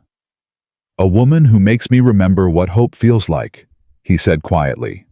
"And that terrifies me." Abigail's breath caught. "Josiah, I lost everything once. Ruth, Daniel, Sarah. Everything I loved gone in the span of 6 months. And I swore I'd never let myself care that much again, because the pain of losing them nearly killed me." His voice roughened. "But then you showed up with your fierce eyes, and your impossible situation, and your 6 children who needed someone to fight for them. And somewhere along the way, without my permission, I started caring again." "Is that so terrible?" "It's the most terrifying thing I've ever done." He reached out his calloused hand, brushing her cheek. "Because if I lose you, any of you, I don't think I'll survive it." Abigail leaned into his touch, her eyes never leaving his. "Then we won't let you lose us," she said simply. "We'll fight. Together. Whatever comes." "You make it sound easy." "Nothing about this has been easy. But that doesn't mean it's not worth it." She covered his hand with hers. "You gave us a home when we had nothing. You protected us when the world wanted to tear us apart. You became a father to 6 children who'd forgotten what fathers were supposed to be." Her voice broke slightly. "Don't you understand? You already are everything you're afraid to become. You just haven't admitted it yet." For a long moment, they stood there, hands clasped, hearts beating in rhythm. Then Josiah pulled her close and held on like his life depended on it. Maybe it did. The barn raising continued for 3 more days, and with each passing hour, something shifted in Cedar Valley. People who'd whispered about the improper arrangement at the Blackwood Ranch began to see the truth of family forming from broken pieces held together by love and determination. Even the children sensed the change. People are being nicer. Will observed one afternoon helping carry shingles to the roof. "At school, I mean. That kid who called Lily names. He apologized yesterday. Said his mom made him." "Good," Josiah grunted, hammering another nail. "And Miss Brennan, the new teacher, she said Lily could draw pictures instead of writing for now, since she doesn't talk much. She said pictures are a language too." Josiah paused his hammer mid-swing. "She said that—" "Yep, she even hung Lily's drawing on the wall. It was a horse, a brown one that looked like Ranger." Will grinned. Lily smiled when she saw it up there. A real smile, not a scared one. Something warm spread through Josiah's chest. Progress. Small, fragile, but real. That's goodwill. That's real good. "Mr. Josiah." The boy's voice turned hesitant. "Can I tell you something?" "Go ahead." "I used to have a family. A real one, I mean. Before the orphanage, before everything." Will's hands stilled on the shingles. "My pa worked in the mines. He died in a cave-in when I was 7. Ma couldn't take care of all 4 of us alone, so she put us on the orphan train. Said she'd send for us when she got back on her feet." "Did she?" "Don't know. Never heard from her again." Will's voice was carefully flat. "I've got 2 brothers and a sister out there somewhere. Got placed with different families along the way. Lost track of them." Josiah set down his hammer, giving the boy his full attention. That's a hard thing to carry. I used to dream about finding them, making us a family again. Will swallowed hard. But lately I've been thinking, maybe family isn't just the people you're born to. Maybe it's the people who choose you. That's a wise thought for a 9-year-old. I'm almost 10. Will managed a small smile. Point is, I stopped looking backwards so much. Started looking at what's right in front of me. And what's in front of me is pretty good. Yeah, Josiah said quietly. It is. That night, a storm rolled in from the mountains. The wind came first, howling down from the peaks with a ferocity that rattled windows and sent the horses pacing nervously in the temporary corral. Then the rain, not gentle spring rain, but the kind of deluge that turned the ground to rivers and the sky to solid gray. Josiah checked on the animals, secured everything that could blow away, then retreated to the house where Abigail had gathered the children in the parlor. "Will the new barn be okay?" Tommy asked, his face pressed against the window. "It's not finished yet. What if it blows down?" "It's solid construction," Josiah assured him. "Built to withstand worse than this." Lightning split the sky, followed by thunder so loud it shook the house. Lottie screamed and buried her face in Abigail's shoulder. Grace pulled Lily closer, murmuring something soothing. Even Sam looked unsettled, though he tried to hide it. "Everybody away from the windows," Josiah ordered. "Center of the house is safest." They gathered in the kitchen, the heart of the home sitting on the floor in a loose circle. The storm raged outside, but inside was warm and dry and full of people who'd chosen to be family. "Tell us a story," Tommy begged. "Please, Mr. Josiah, stories make storms less scary." "I'm not much of a storyteller." "Please." 6 pairs of eyes looked up at him, waiting. Even Lily, who rarely showed interest in anything, was watching with quiet attention. "All right." Josiah settled against the wall, searching his memory for something suitable. "This is a story my mother used to tell me when I was young, about a man who lost everything and had to find his way home." "That sounds sad," Lottie said. "It starts sad, but it doesn't end that way." Josiah took a breath. Once there was a farmer who lived on the most beautiful land in the valley. He had a wife he loved, children who filled his house with laughter, and crops that grew tall and strong every season. He thought his happiness would last forever. The children leaned closer, caught in the spell of his voice. But one year, a terrible drought came. The crops withered, the animals died, and sickness swept through the valley, taking the farmer's wife and children one by one. Josiah's voice roughened, but he pressed on. The farmer was alone, and he believed his heart had turned to stone. "What did he do?" Grace asked quietly. "He closed himself off from the world, built walls around his property and walls around his heart. Decided that if he never loved anything again, he could never lose anything again." Josiah paused. "He lived like that for years, just surviving, never living." "But something changed," Abigail said softly. "Didn't it?" Josiah met her eyes across the circle of children. One day a woman arrived at his door with 6 children who had nowhere else to go. They were hungry and scared and had lost everything just like him. The farmer wanted to turn them away. It was safer that way, but something stopped him. "What?" Tommy breathed. He saw himself in them, saw his own pain reflected in their eyes, and he realized that maybe, just maybe, the walls he'd built weren't protecting him. They were killing him slowly, stone by stone. Josiah's voice dropped to nearly a whisper. So he let them in, and piece by piece they helped him remember how to live again. The storm howled outside, but no one noticed anymore. "Did they become a family?" Lottie asked. "The farmer and the woman and the children?" "Yes," Josiah said. "They did. Not all at once. It took time and trust and more than a few arguments.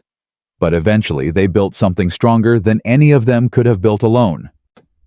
"That's us," Tommy said with sudden certainty.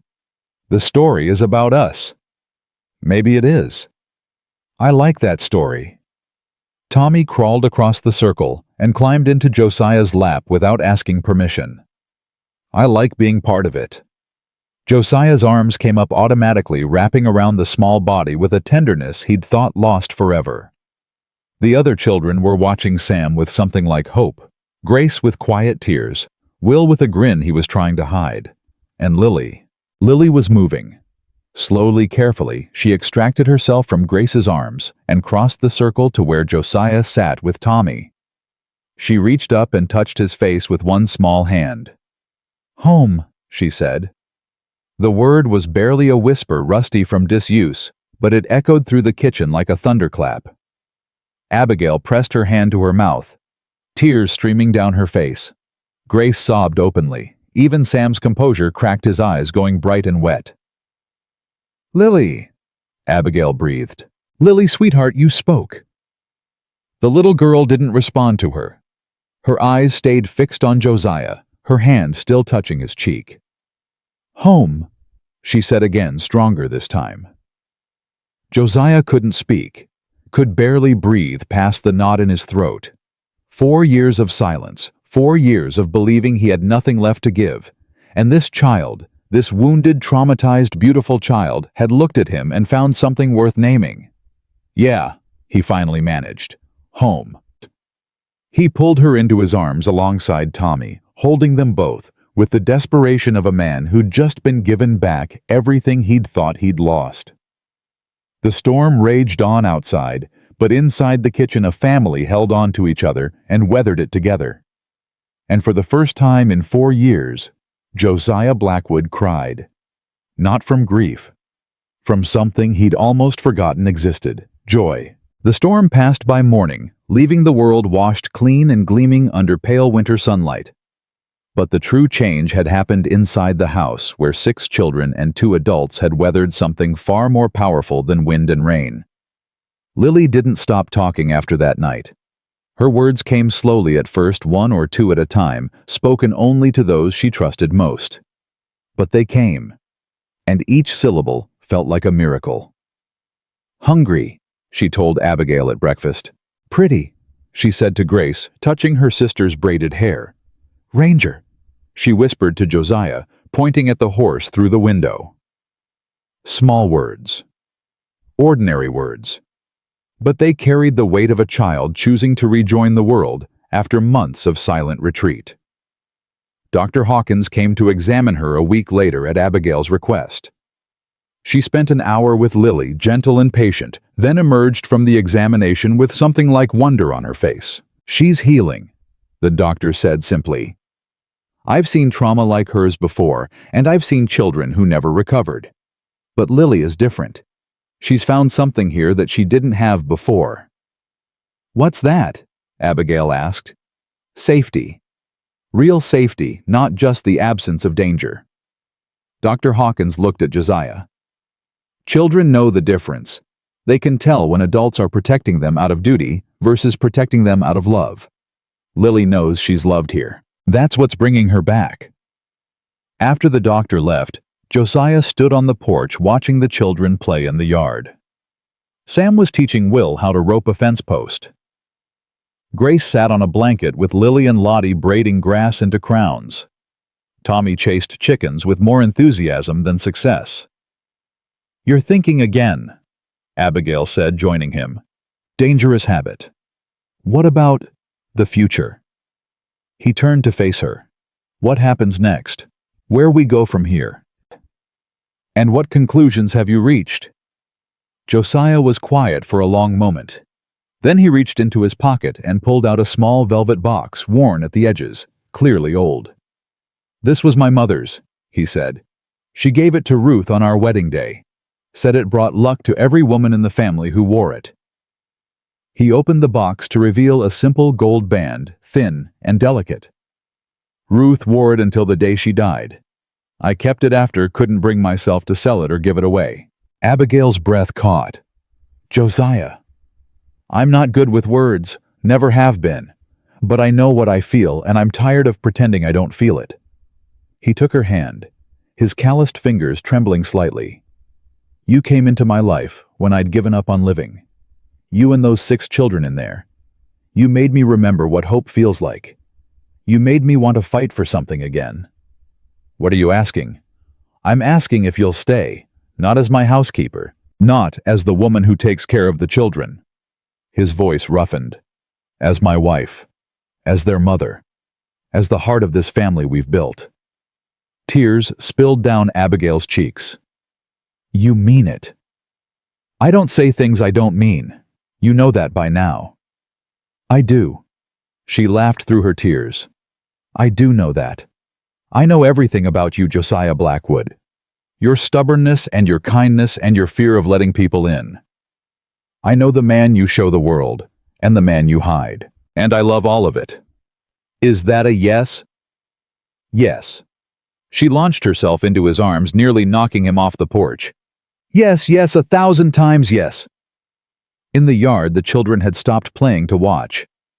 Tommy's voice cut through the moment with characteristic directness. Miss Abby, are you and Mr. Josiah kissing? Abigail pulled back, laughing and crying at the same time. Not yet, but we might be soon. Does that mean you're getting married? Yes, sweetheart, it does. Tommy let out a whoop that startled the chickens into flight. The other children converged on the porch, questions tumbling over each other. Really? You're really getting married? Does that mean you'll be our ma and pa for real? Can I wear my new dress to the wedding? Will there be cake? Josiah held up his hands, overwhelmed by the sudden chaos. One thing at a time. Yes, we're getting married. We'll figure out the rest as we go. Sam pushed through the cluster of smaller children, his young face serious. Mr. Josiah, can I ask you something? Go ahead. After you marry Miss Abby, what happens to us? Sam's voice was careful, guarded. Legally, I mean. Are we still just workers, or... He couldn't finish the question, but Josiah understood what he was asking. The hope buried beneath the caution. The fear of wanting something too much. I've already spoken to Sheriff Hensley, Josiah said. About adoption. All 6 of you if you'll have us. The silence that followed was absolute. You want to adopt us? Grace's voice was barely a whisper. All of us. Every single one. Make it legal and official. Josiah looked at each face in turn. Sam's barely contained hope. Grace's disbelief. Will's grin threatening to split his face. Lottie's tears. Tommy's bouncing excitement, and Lily's quiet smile. You're already family. Papers just make it so the rest of the world has to acknowledge it. Sam's composure cracked. For the first time since Josiah had known him, the boy's walls came down completely. His face crumpled, and he stumbled forward into Josiah's arms. Thank you, he choked out. Thank you. Josiah held him tight, feeling the tremors running through the boy's thin frame. No thanks needed. You earned this. Every one of you earned this just by surviving.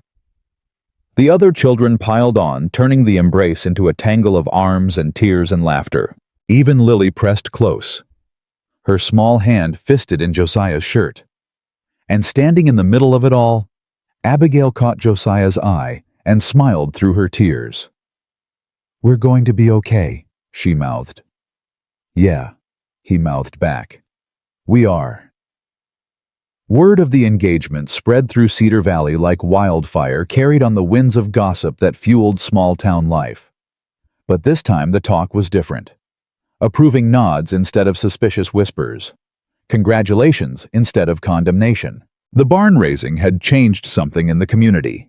People who'd been content to judge from a distance had seen the truth up close. A man and woman building a family from broken pieces, held together by love and stubbornness, and the kind of courage that couldn't be faked. Even Cornelius Drake's influence had begun to wane. His attempts to turn the town against Josiah had backfired spectacularly after the fire. Everyone knew he was responsible, even if no one could prove it. And everyone knew that the community's response rallying to rebuild what he'd destroyed had been a direct rebuke of everything he stood for. 3 weeks after the proposal, Drake made one final move. Josiah was in town for supplies when he saw the lawyer's office door open and Drake emerge, his face dark with barely contained rage. "Blackwood," Drake's voice carried across the street. "A word." "I've got nothing to say to you." "Then listen." Drake crossed to stand in front of him, close enough that Josiah could smell the whiskey on his breath. "I've filed a petition with the territorial court, challenging your fitness to adopt those children." Josiah's hands clenched. "On what grounds?" "On the grounds that you're an unstable recluse who's taken advantage of a desperate woman and 6 vulnerable orphans. On the grounds that you have no experience raising children and no wife to provide proper female influence." Drake smiled, but it was ugly. "The court date is set for 3 weeks from now. I've hired the best lawyer in the territory. By the time he's done those, children will be in a proper orphanage, and your little frontier fantasy will be over." "You won't win." "I always win, Blackwood. It's just a matter of time and money, and I have plenty of both."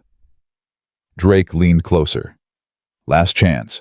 Sell me the ranch, take your woman, and disappear. Otherwise, I'll make sure those children end up somewhere you'll never find them." The threat hung in the air, cold and deliberate. Josiah grabbed Drake by the collar and slammed him against the nearest wall. The older man's eyes went wide with shock. "Listen carefully," Josiah said, his voice low and dangerous. "Those children are mine. That woman is going to be my wife. And if you come near any of them, if you so much as look at them wrong, I will end you. Not through lawyers or courts or legal proceedings, through the barrel of a gun. You're threatening me. I'm making a promise, the kind I don't break." Josiah released him, stepping back. "Take your petition and your lawyers and your money and choke on them. We're not going anywhere." He walked away before Drake could respond, his heart pounding, his mind already racing through possibilities. The court battle that followed was the hardest 3 weeks of Josiah's life. Drake's lawyer was good, expensive, and ruthless, with a talent for making reasonable things sound scandalous.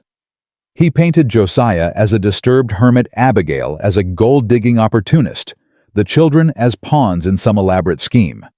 But the defense had something Drake's money couldn't buy: the truth. Sheriff Hensley testified about the legal documentation, the proper procedures, the lack of any evidence of wrongdoing. Dr. Hawkins spoke about Lily's recovery, about the healing she'd witnessed in all 6 children. Mrs. Chen described the family she'd come to know through fittings and friendly visits. Reverend Abbott spoke about faith and redemption and the power of chosen family. And one by one the children themselves took the stand. Sam spoke with quiet dignity about what his life had been before the Blackwoods and what it had become since. Grace described finding safety for the first time in years. Will talked about learning to hope. Lottie spoke about finally feeling wanted. Tommy, in his simple 5-year-old way, said he'd found his forever home. But it was Lily who decided the case. The judge, a stern woman named Sarah Montgomery, who'd heard hundreds of custody disputes, leaned forward when the tiny girl approached the witness chair. "Miss Chen," she said gently, "I understand you've had a difficult time. Can you tell me about where you live now?" Lily looked at the judge with her dark, serious eyes. Then she turned and looked at Josiah and Abigail, sitting in the front row with their hands clasped. "Home," she said clearly. "Mama, Papa, safe." 3 words. The first 3 words she'd spoken to anyone outside the family. Judge Montgomery's face softened. "You feel safe with Mr. Blackwood and Miss Thornton?" "Yes." Lily's voice grew stronger. "They love us, all of us, even me." "What do you mean, even you?" "Because I'm different. Because people say mean things about my face." Lily's small hands twisted in her lap. "But Papa says I'm beautiful. Mama says I belong. They chose us. They keep choosing us. Every day." The courtroom was silent. Drake's lawyer looked like he'd swallowed something sour. Even Drake himself had gone pale. "Thank you, Lily." Judge Montgomery's voice was thick. "You can step down now." The verdict came 2 hours later. Full custody granted to Josiah Blackwood and Abigail Thornton, pending their marriage. All 6 children legally adopted into the family. Drake's petition dismissed with prejudice, and a formal warning issued against any future harassment. Outside the courthouse, the children erupted into celebration. Tommy jumped into Josiah's arms. Lottie and Grace hugged Abigail so hard she nearly fell over. Will and Sam stood back trying to look dignified, but their grins gave them away. And Lily, quiet healing. Lily walked up to Drake, who stood alone on the courthouse steps, and looked him straight in the eye. "You lose," she said clearly. "We win. Go away now." Then she turned her back on him and walked to her family. Josiah had never been prouder of anyone in his life. The wedding took place on a Sunday in early spring, when the snow had finally melted and the first wildflowers were pushing through the thawing earth. The church was full, not just with people from Cedar Valley, but with families from outlying homesteads, farmers and ranchers who'd heard the story and wanted to witness its happy ending. Mrs. Chen had made Abigail's dress simple white cotton, with delicate embroidery that caught the light. The children sat in the front row, scrubbed clean, and dressed in their Sunday best, their faces shining with joy. Reverend Abbott performed the ceremony, his words warm and sincere. "Marriage is not just a contract between two people," he said. "It is a covenant, a promise to stand together through whatever life brings, joy and sorrow, plenty and want." In the case of Josiah and Abigail, that covenant extends to 6 young souls who have already proven that family is not defined by blood, but by love. Josiah barely heard the words. His eyes were fixed on Abigail, on the way she glowed in the spring light, streaming through the windows, on the tears tracking down her cheeks as she spoke her vows. "I promise to love you," she said, her voice steady, despite the emotion. "Not just in the easy moments, but in the hard ones. Not just when you're strong, but when you're weak. I promise to be your partner, your friend, your home, for as long as I live." When it was his turn, Josiah's throat tightened. Words had never been his strength, but looking at her, at the children watching from the front row, he found them anyway. "I spent 4 years believing I had nothing left to give," he said quietly. "That my heart had died along with everyone I loved. But you proved me wrong. You and those 6 children who stumbled into my barn and refused to leave." His voice roughened. "I promise to spend the rest of my life being worthy of what you've given me. I promise to fight for this family, to protect it, to cherish it. I promise to never stop choosing you, all of you, every single day." "You may kiss the bride," Reverend Abbott said, smiling. Josiah pulled Abigail close and kissed her like the future depended on it. The church erupted in applause. Tommy shouted something about cake, and Lily, sitting between Grace and Sam, spoke clearly enough for everyone to hear. "Family," she said. "Real family. Forever." The celebration afterward was everything a frontier wedding should be: food, music, laughter, and the kind of joy that only comes after long struggle. Josiah found himself surrounded by neighbors who'd become friends by community members who'd chosen to stand with him when standing alone would have been easier. Marcus clapped him on the shoulder. "You did good, Blackwood. Ruth would be proud." "You think so?" "I know so. She always said you had more heart than you let on. Just took the right people to find it." As the afternoon wore on, Josiah stepped away from the crowd to stand on the church porch watching his family. His wife, beautiful in white, laughing at something Mrs. Chen had said.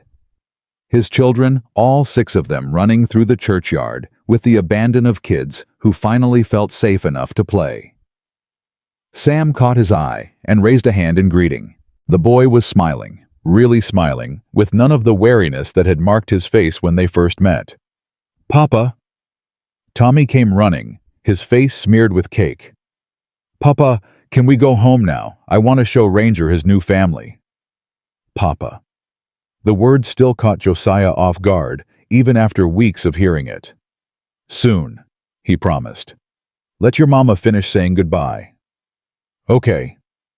Tommy wrapped his arms around Josiah's leg in a fierce hug. "I love you, Papa. I'm glad you didn't shoot us that first day." Josiah laughed. Actually laughed, a sound he'd almost forgotten he could make. I'm glad too, son. More than you know. Abigail appeared at his side, slipping her hand into his. Ready to go home. Yeah. He looked at her, at the children gathering around them, at the life they'd built from ashes and determination. I'm ready. The wagon ride home was quiet, the children tired from celebration dozing against each other in the back. Abigail sat close to Josiah on the bench, her head resting on his shoulder, her hand still clasped in his. Thank you, she said softly. For what? For not giving up. On yourself. On us. She lifted her head to look at him. I know how hard it was. How much it cost you to let us in. Worth every bit of it. The ranch appeared on the horizon, building solid against the fading light. The new barn stood proud beside the house, a testament to community and resilience.